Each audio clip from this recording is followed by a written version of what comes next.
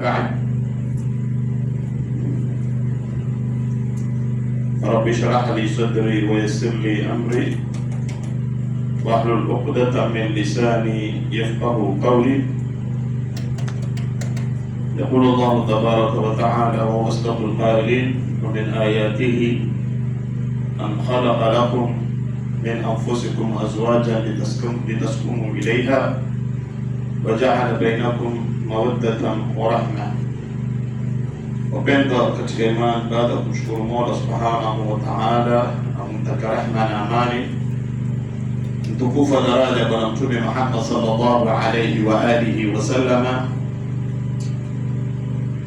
kwanza kabisa najusia nafsi yangu pamoja na kuhusia waumini wenzangu juu ya swala zima la kumwogopa Allah Subhanahu wa Ta'ala.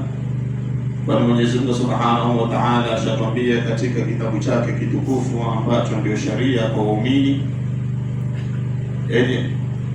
ya ayyuhalladhina amanu taqullaha haqqa tuqatihi wala tamutunna illa wa antum muslimun, ambao kwamba mko na imani kamili, basi muogopeni Mwenyezi Mungu haki ya kumwogopa na wala msife ila mtakapokufa muwe katika hali ya Uislamu au hali ya amani. Upendo katika imani, hotuba yetu ya leo itazungumzia kuhusu masala ya ndoa. Leo tutazunguka katika swala zima la ndoa kwa kiasi ya muda utakavyokuwa na sisi, kwa sababu swala kama hili ni swala ambalo kwamba wengi nafikiri hawalifahamu kama dini inavyotaka, ama hawalichukui kama dini inavyotaka. Mwenyezi Mungu Subhanahu wa Ta'ala anasema: wa min ayatihi an khalaqa lakum min anfusikum azwajan litaskunu ilayha wa ja'ala bainakum mawaddatan wa rahma. Wa min ayatihi, na miongoni mwa alama zake Mwenyezi Mungu Subhanahu wa Ta'ala sema, na miongoni mwa dalili zake kuonesha kwamba Allah Subhanahu wa Ta'ala yuko na kazi anayoifanya, hakuna kiumbe anaweza kuifanya kama anavyofanya Allah Subhanahu wa Ta'ala. Kwa hivyo miongoni mwa dalili ya kwamba Allah yuko, an khalaqa lakum, ni kuwaumbieni nyinyi, min azwajikum, min anfusikum, kutokamana na nafsi zenu wenyewe. Yani Allah Subhanahu wa Ta'ala sema moja katika dalili zake kuonesha kwamba yeye yuko. Kwa wewe ambao kwamba huna na imani Allah yuko, basi Allah yuko. Dalili, an khalaqa lakum min anfusikum, waumbieni nyinyi kutokamana na nafsi zenu wenyewe, azwajan, wanawake. Kwa hiyo mwanamke ameumbwa kutokamana na ubavu wa mwanamume, so ametokamana na mwanaume. Mwanamke katoka katika ubavu wa Nabii Adam. Sasa alipotolewa mwanamke katika ubavu wa Nabii Adam, bi maana ametolewa katika ubavu wa mwanaume kwa lengo litaskunu ilaiha, ili muweze kupata utulivu kwao wao. Waja'ala bainakum, kisha Mola Subhanahu wa Ta'ala asema waja'ala bainakum, akajalia kati yenu nyinyi mume na mke, mawaddatan wa rahma, mahaba, mapenzi na sikitiko. So katika watu wawili waliooana, kati yao lazima kupatikane mapenzi, kupatikane na rahma. Lazima hizi vitu viwili zinashirikiana katika maisha ya ndoa.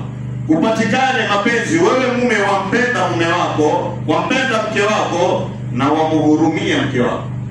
Wewe mwanamke wampenda mume wako na bado unamhurumia mume wako.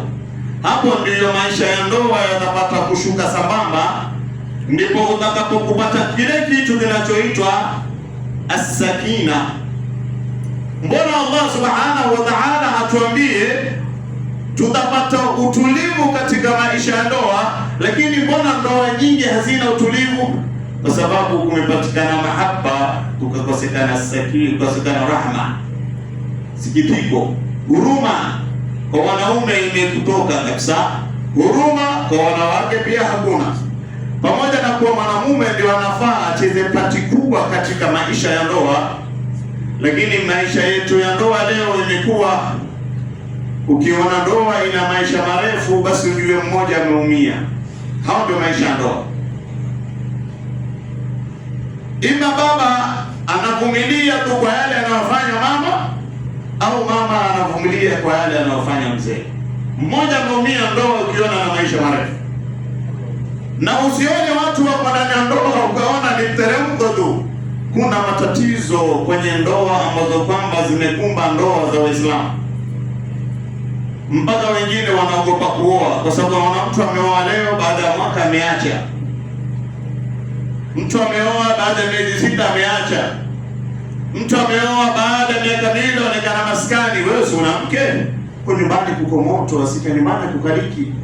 Yaani mtu atakaa kae maskani, akifika nyumbani kulala tu. Hata kukutana na mke wake. Kwa nini? Kumekosekana mahaba, kumekosekana utulivu. Mwenyezi Mungu Subhanahu wa Ta'ala aliposema min ayatihi an khalaqa lakum min anfusikum azwajan litaskunu ilayha wa ja'ala bainakum mawaddatan wa rahma, akajalia kati ya hawa hizi pea mbili. Ndoa ni pea, huwezi kubaki kitu kimoja. Hii azwajan ni pea. Pea kiwango kitu ikiwa pea unajua ni viwili au ni vinne. Ikipatikana vitatu, ikosekana kimoja, vitatu vifanyi kazi. Ikosekana mbili, ikikosekana moja haifanyi kazi. Lazima kuwe pea. Na pea ni watu wawili, mume na mke. Ikikosekana mke, mwanamume atachemsha. Akikosekana mwanaume, mwanamke atachemsha. Sasa katika maisha ndoa usitake wewe peke yako baba kubebwa. Yule mwanamke pia ataka kubebwa. Katika maisha ndoa usitake wewe peke yako mama kubebwa. Huyu mume wako pia ataka kubebwa. Na nadhani nikisema kilima cha kubebwa tunaelewana, si kubebwa kama kumbeba mtoto, tubebane kimaisha. Tubebane kimitihani ambayo kwamba yapatikana kwa mume au kwa mke. Huko ndo kubebana. Au Kiswahili sanifu kuvumiliana. Katika maisha ndoa kupatikane uvumilivu pande zote mbili, sio pande mmoja. Ngala Mwenyezi Mungu Subhanahu wa Ta'ala asemaje? Fadhkuruni adhkurukum. Fadhkuruni adhkurukum. Mola Subhanahu wa Ta'ala asema nikumbukeni nitawakumbuka, au nitajeni nitawataja. Lakini wewe mwanaume wataka kwenye ndoa wewe tu ndio ukumbukwe. Wewe hutaki kumkumbuka mke wako. Wewe tu ndio utoe oda zako, lakini hutaki anayosema mke kufuata. Wewe ni kukamando, wewe ni unalosema wewe ndilo wewe. Lazima kupatikane vitu viwili. Upande huu ukivumilia na upande pili pia uvumilie. Ikikosekana huruma kwenye ndoa, basi ndoa ile itakwenda kuwa na misukosuko na itakuwa na mitihani mingi sana. Allah Subhanahu wa Ta'ala ja'ala asasa az-zawaji as-sukun wal-mawaddatu war-rahma la maslahil dunyawiyya faqat.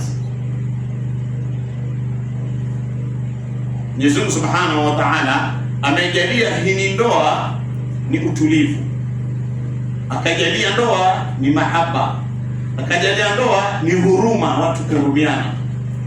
Si umuoe mwanamke au muoane, pande zote mbili ziko, sipo, hatuwezi kusema pande mmoja. Hata pande kina mama pia wana matatizo yao, na kina baba wako na matatizo yao. Kwa hiyo hii inachanganya. Ukiona nimesema baba, ujue wewe mama pia uko ndani, hilo tatizo pia unalo, unamfanyia mume wako. Kwa hiyo tusioane kwa maslahi ya kidunia, tusioane kwa maslahi ya kifamilia, tusioane kwa maslahi ya kirafiki. Tuoane kwa maslahi yetu sisi wenyewe.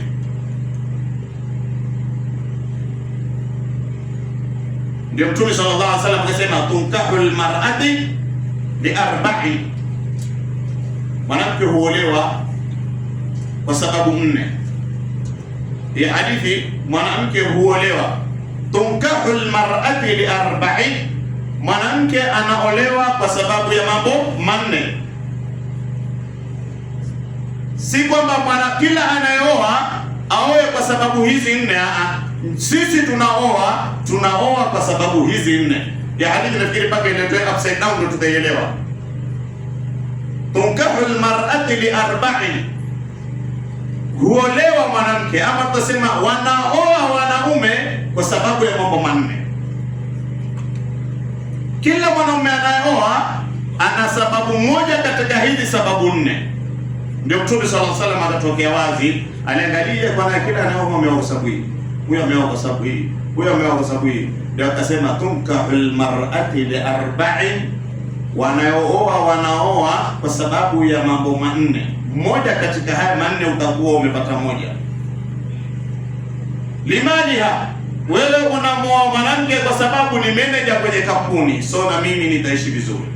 Lengo lako si wampenda, lengo lako si utulie, lengo lako si upate watoto, lengo lako si uhifadhi nafsi yako, uchi wako na maasi. Lengo hainama atazawaju hadha wa ana kadhalika saakunu rajulun muhtaram, mimi nikimuoa huyu basi mimi nitapigiwa saluti, mama meneja huyu bwana sana, huyu ndio kila kitu katika kampuni fulani. Sasa wewe umeoa kwa sababu na wewe angalau utabebwa kiupande wa maisha. Limani, mwanamke ana mali, mwanamke uko vizuri, kwa hivyo na wewe ukawafanya mambo yako mpaka ukaenda kumuoa ili na wewe uishi vizuri. Wali hasabiha wali jamaliha wali diniha fadfar bila tidini talibati yadaka. Wali hasabiha, vile vile mwingine anaoa kwa sababu wale ni uko fulani, ile familia jina lake liko juu sana, angalau na mimi nitakuwa katika uko fulani, takuwa na mimi watoto wangu, basi mimi angalau watoto wangu wataheshimika kwa sababu ile familia. Mwingine anaoa kwa sababu hii ndio wanaosifika Kitengela uko fulani, huu ndio kusema hawa katika mji wetu, hawa ndio kusema, kwa maana mimi nikioa pale nitakuwa katika wenye kusema. So kwa hasab nasaba ya watu fulani ikakupelekea wewe kwenda kuoa katika ile familia. Walijamaliha, ama wewe umemuona mwanamke ni mzuri sura, mashaallah, umeoa kwa sababu sura zake ni mzuri, umemwangalia ukaona akona figure 8, huyo atanifahamu uzuri wake, umechunguza kila kitu, uzuri wa sura, uzuri wa mwendo, uzuri wa nini, ukamwona huyu ndiye amenifahamu. Kuna wengine angalia uzuri wa sura, kuna mwingine waangalia pia nyama kidogo, kama huyu mifupa mitupu sitaki. Wengine hawataki, wanataka za mimi sitaki kunywa supu, nataka kula nyama. Umeona? Kwa hivyo kila mtu ana chaguo lake. Kuna mwingine hataki mnono, huyu ataleta shida tu. Mimi nataka mwembamba kidogo. Anajua yeye kwa nini anataka mwembamba na anataka mnono, anajua kwa nini anataka mnono. Anajua yeye kwa nini anataka mfupi na anataka mrefu, yeye mwenyewe anajua kwa nini. Na hivyo ndio Mwenyezi Mungu Subhanahu wa Ta'ala ametuumba wanadamu. Kustarifiana. Wanadamu hawafanani fikra wala tufanani akili. Tuko tofauti kabisa. Unachokiona wewe kizuri, mimi nakiona kibaya. Unaloliona wewe la sawa, mimi naliona liko jongo. Ndio wanadamu tulivyo. Lakini lazima tuheshimiane. Heshima hiyo pale pale. Kwa hiyo tutalifiana huko, lakini kuheshimiana huko. Isije wewe ukae ule ustadhi mbona mke wake mnono ule? Mambo gani? Ule ustadhi mbona ameoa mke mwembamba, ustadhi kwani haoni? Sasa sioni, wewe ndio unaona peke yako, sisi hatuoni. Naona na mwingine naye aliona na mwingine naye kaona, ndio mwisho akaenda akaoa. Kwa hivyo ndio ile unachokiona wewe kizuri, mwingine anaona kibaya. Unachokipenda wewe, mwingine hakipendi. Unachokithamini wewe, mwingine hakithamini. Ndivyo tulivyo wanadamu katika marhala yetu ya maisha kama haya. Walijamaliha, wewe unaoa kwa sababu mwanamke ni mzuri, lakini siku moja mwanamke uzuri wake utaisha, utamwacha kwa mwingine. Kwa sababu ulimuoa akiwa mzuri, mashallah. Ikiwa kifua kiko saa 6, Baada ya miaka miwili anaanza kunyonyesha, amekwenda hakuna tena hata saa 8 kimeanguka, kimekuwa saa 10 kule. Utafanyaje? Taachana naye kwa sababu bwana huyu ilikuwa apple, sasa ilikuwa maembe dodo. Utamwacha? Lakini itabidi muache kwa sababu lengo lako wewe lilikuwa taka awe vile vile tu mzuri, figa yake mzuri, kifua chake kizuri, kimeharibika. So wewe hukuoa kwa ajili ya dini. Ulioa kwa sababu ya utamwacha obvious. Utamuoa mwingine. Na mwingine hivyo utamwacha.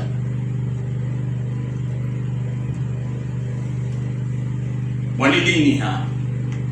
Tunasema kuna wengine wanaoa kwa sababu ya dini.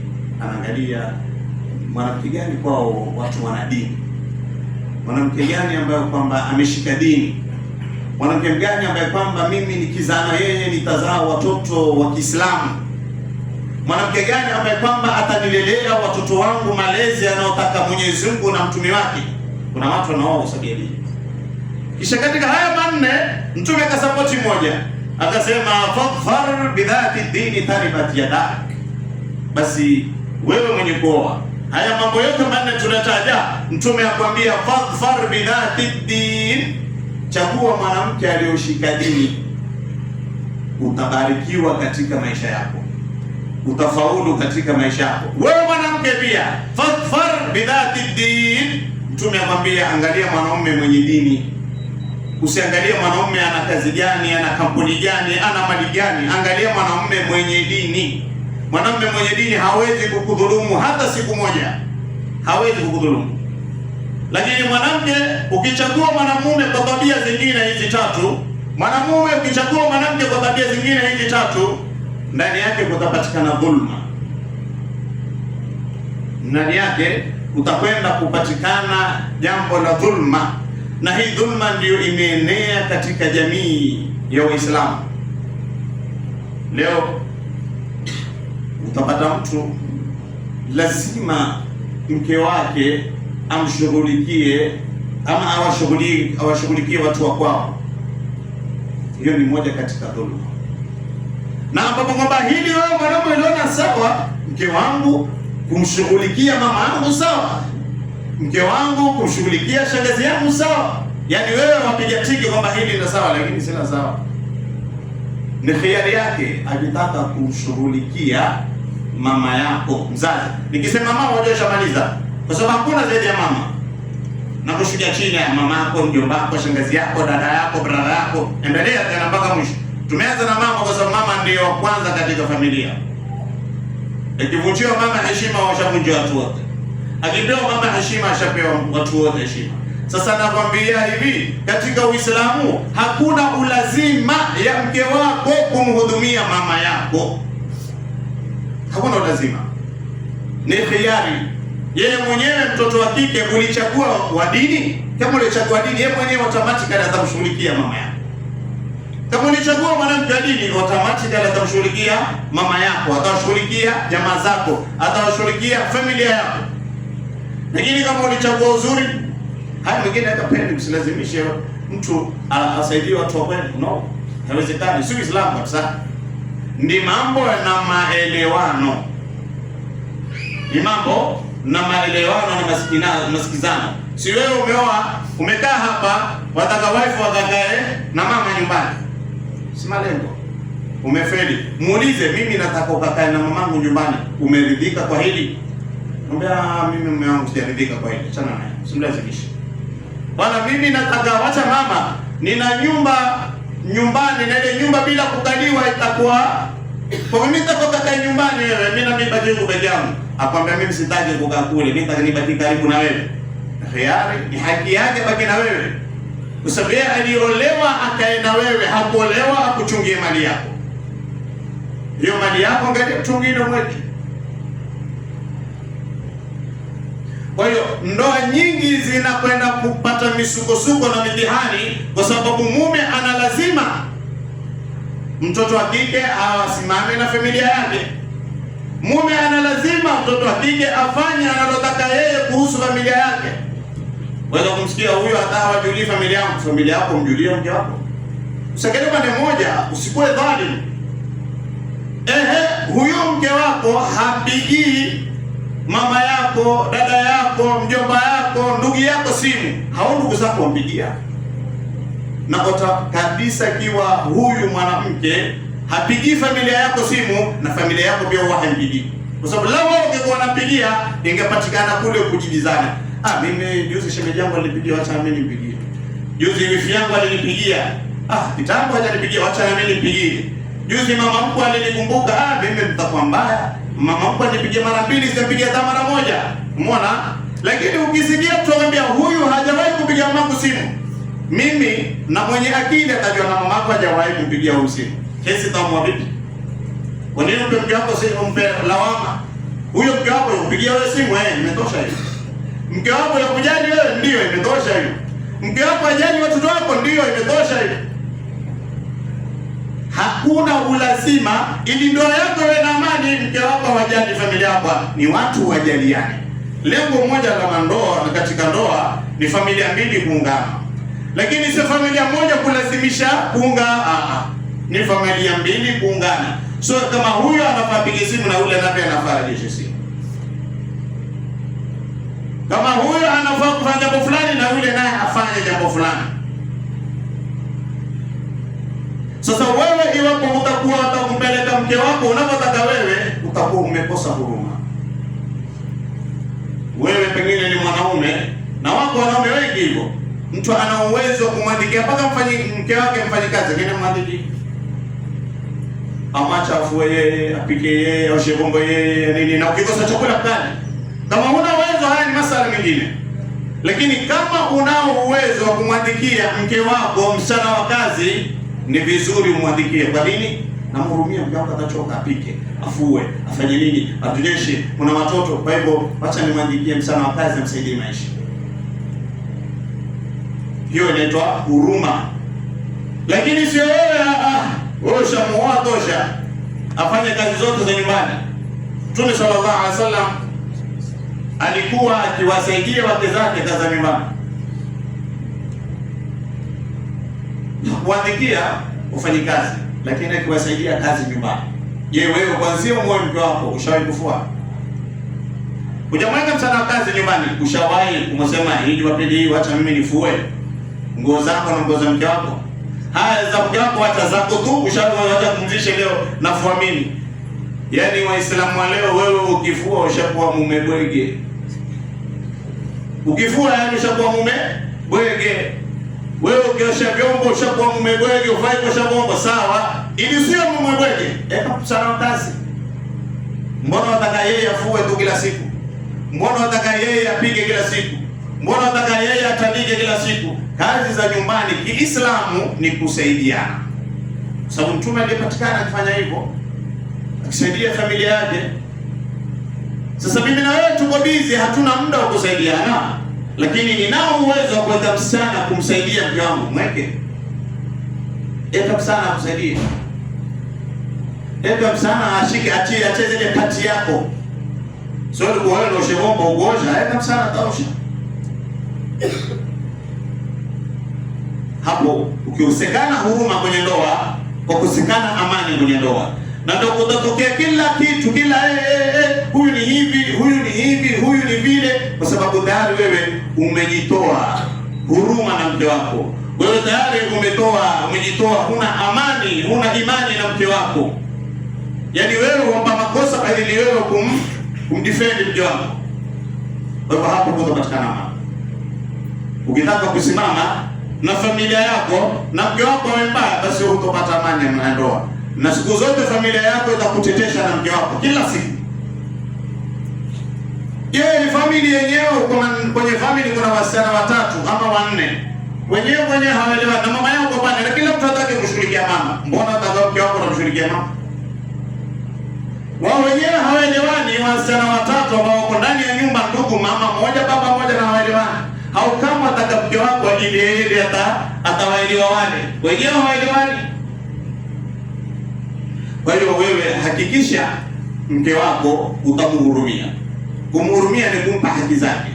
Kumhurumia ni mimi unataka afanye jambo ambalo kwamba liko nje, umuulize na mshauri, mimi nataka ufanye hivi. Dadangu hapo 1 2 3 nataka tumsaidie kwa njia hii, wasemaje?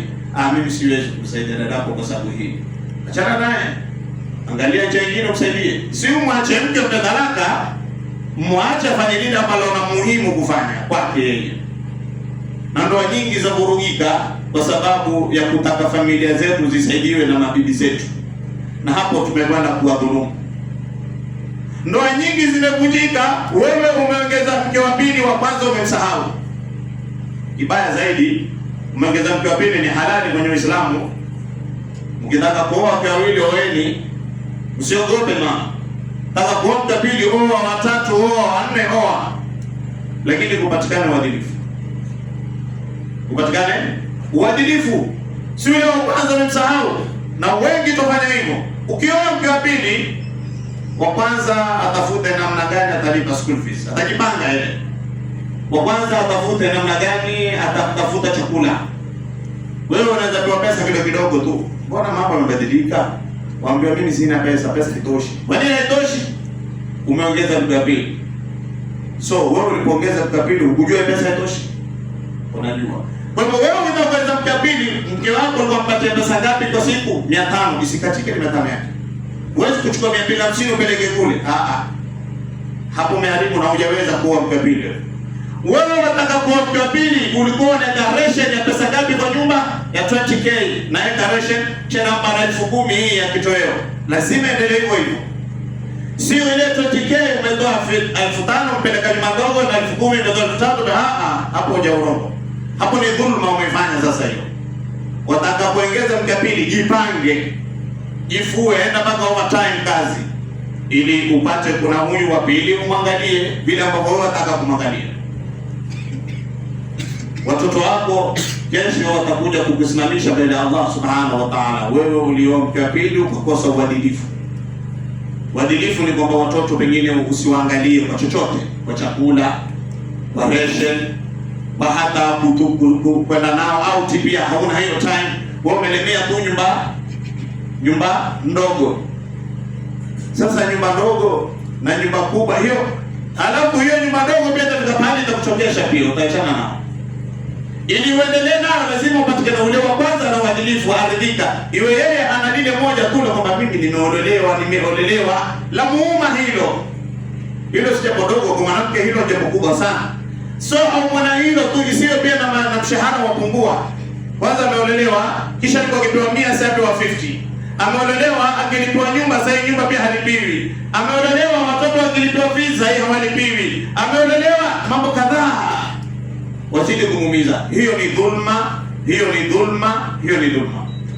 Mwenyezi Mungu Mtume sallallahu alaihi wasallam anasema karibu anakwenda kwa roho akasema wastausu bin nisa'i khairan. Istausu bin nisa'i khairan. Mara 3 Mtume alisema hili neno. Wahurumieni wake zenu. Wahurumieni wake zenu.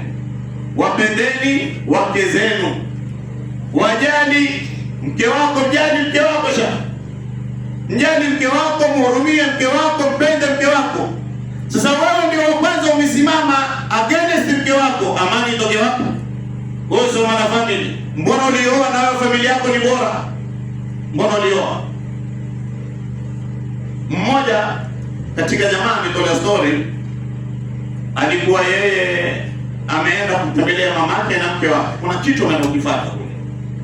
Sasa yeye akaenda na bibi yake kule. Kakaa mwezi wa kwanza, wa pili, wa tatu, mke wake akakosana na mama yake. Ule bwana anambia nikichunguza nikapata mama yangu ndio hapo kwenye makosa. Akichunguza vile kesi wenda akapata mama yake ndio kwenye makosa.